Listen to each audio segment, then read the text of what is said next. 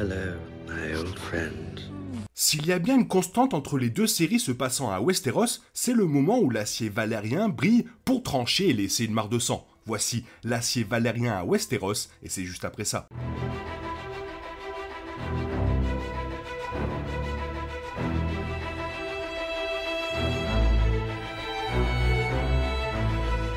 Voilà, Morghulis. Bien que House of the Dragon, le préquel de Game of Thrones, ne s'avère peut-être pas aussi populaire que la série originale, car certains émettent des doutes pour la suite, une chose est claire, l'acier valérien est l'un des matériaux les plus puissants du monde des deux séries. Il vient de la vieille Valyria, l'empire légendaire disparu depuis longtemps au début des deux séries. L'acier valérien implique un degré considérable de magie, les sorts jouant un rôle de premier plan dans sa forge. Ainsi, il possède des propriétés magiques qui renforcent encore son efficacité. De nombreuses épées en acier valérien apparaissent dans Game of Thrones, appartenant souvent à certains des personnages les plus importants. Il s'avère que le matériau apparaît aussi dans House of the Dragon grâce à deux épées légendaires appartenant aux Targaryens. Commençons avec l'acier valérien dans Game of Thrones. L'épée à deux mains ancestrale de la maison Stark, glace et de taille massive. L'épée est plus haute que Robb Stark, 15 ans, et aussi large qu'une main d'homme avec une lame sombre et fumée. Ned a utilisé Glace pour exécuter ceux qui l'a condamné à mort, et l'épée apparaît de manière mémorable dans le premier épisode de Game of Thrones, Winter is Coming. Ned emmène son épée dans la capitale, la perdant après son arrestation. Après son exécution, Joffrey donne Glace à Ilyn Payne, la gardant jusqu'à ce que Tywin Lannister la fasse fondre et la reforge en deux épées longues. Il en offre une à son fils, Jaime, qui la donne finalement, et offre l'autre à son petit-fils, Joffrey, comme cadeau de mariage.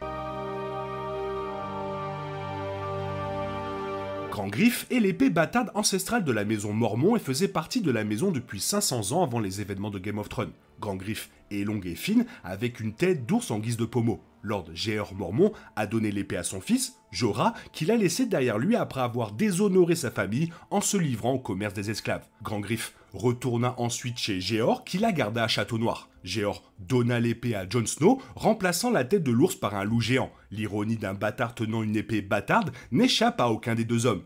Jon garde Grand-Griffe tout au long de son voyage, l'utilisant pour combattre les marcheurs blancs lors de ses batailles à Durlieu et Winterfell. Jon emmène l'épée avec lui lorsqu'il s'aventure au-delà du mur à la fin de la série.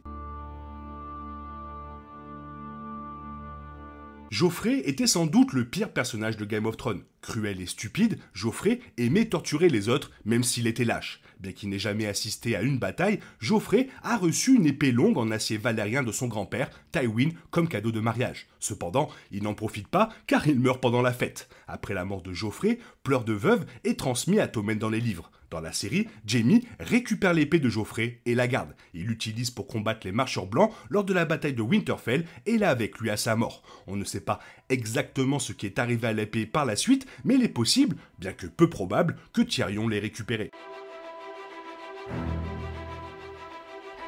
Féal est la deuxième épée longue fabriquée avec Glace. Tywin la donne à Jaime dans l'espoir qu'il abandonnera ses fonctions de garde royale et reprendra sa place d'héritier de Castral Rock. Cependant, Jaime rejette l'offre, provoquant la colère de son père sévère. Jaime offre ensuite l'épée à Brienne de Tarth, la chargeant de trouver et de protéger Sansa Stark. Il la nomme Féal pour lui rendre hommage. Jaime est l'un des personnages les plus complexes de Game of Thrones, mais il a prouvé son honneur à plusieurs reprises. Brienne conserve l'épée pour le reste de la série. Elle l'utilise pendant la bataille de Winterfell et l'utilise dans son rôle de Lord Commander de la garde royale. On ne sait pas ce qui arrivera à l'épée une fois Brienne décédée, car elle ne peut pas avoir d'héritier. Il se peut que cela passe au prochain Lord Commander, ou peut-être qu'elle ira dans sa maison. Les Tarly sont l'une des familles les plus puissantes du Bif. Ce sont des chasseurs et des soldats renommés pour leur prouesse au combat. Randyll Tarly est un homme fier et cruel, le seul commandant à avoir vaincu Robert Baratheon pendant la rébellion. Les Tarly possèdent une épée ancestrale, Corvenin, décrite par Randyll comme la fierté de la maison. Samuel Tarly vole cette épée dans la maison ancestrale de sa famille, Corcoline, l'emportant avec lui. Il la donne ensuite à Jorah Mormont pendant la bataille de Winterfell, affirmant qu'elle est trop grosse pour qu'il puisse la manier. Samuel a vraisemblablement repris l'épée après la mort de Jorah, peut-être dans l'intention de la transmettre à ses fils. Maintenant que Game of Thrones est fini, passons à l'acier valérien dans House of the Dragon.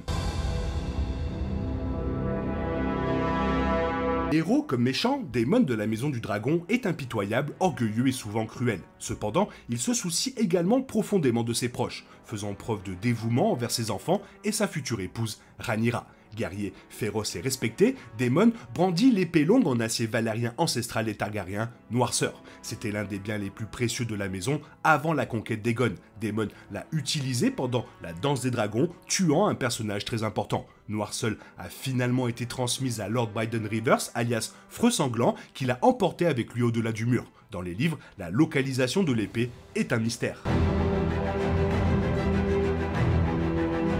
Feu Noir est l'autre épée ancestrale des Targaryens, utilisée à l'origine par Aegon le Conquérant. Elle jouera un rôle crucial dans House of the Dragon, où elle sera la propriété d'Aegon II, le fils d'Alicent, l'épée légitime mettant en place sa prétention au trône sur sa demi-sœur Rhaenyra. L'épée longue est restée dans la famille pendant des générations après la danse des dragons jusqu'à ce que Aegon IV, l'indigne, la donne à son enfant bâtard, Daemon Waters. Daemon l'a ensuite utilisée comme source d'inspiration pour créer la Maison Feu Noir. L'épée passe finalement à Aegor Rivers, également connu sous le nom de Aigracier, qui l'emporte avec lui en exil dans les villes libres après sa défaite lors de la première rébellion Feu Noir. Il fonda la Golden Company et resta à Essos pour le reste de sa vie. On ne sait pas ce qui est arrivé à Feu Noir après la mort de Aigracier. Bien que le poignard en acier valérien ait certainement eu de nombreux propriétaires avant Game of Thrones, il est toujours resté ambigu de la manière dont il est entré en possession de Littlefinger. Cependant, il a été suggéré qu'il appartenait autrefois à un prince targaryen, car la rareté de l'ancien valérien signifiait que de telles armes anciennes auraient appartenu à une famille royale. En plus des spéculations, une image du même couteau rare a été incluse dans un livre que Samuel Tarly a lu à la Citadelle, indiquant ainsi ses origines ancestrales targaryens. Viserys révèle que le premier roi targaryen à posséder le poignard était le père d'Aegon le Conquérant, Aenar, qui a amené sa famille de Valyria à Pendragon. Avant Aenar, l'histoire du poignard en acier valérien est inconnue. Rhaenyra découvre alors qu'avant la mort d'Aegon, les pyromanciens ont inscrit son rêve champ de glace et de feu sur la lame en haut valérien. À mesure que l'importance du poignard et ses origines augmentent dans House of the Dragon, de telles révélations soulèvent davantage de questions sur la lame avant l'histoire d'Aenar.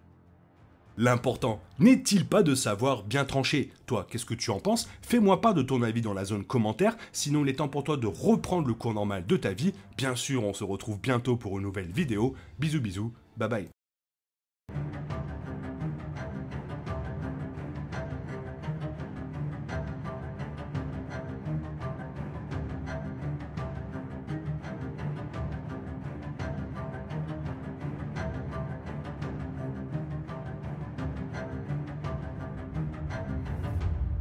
Valador Hyrus.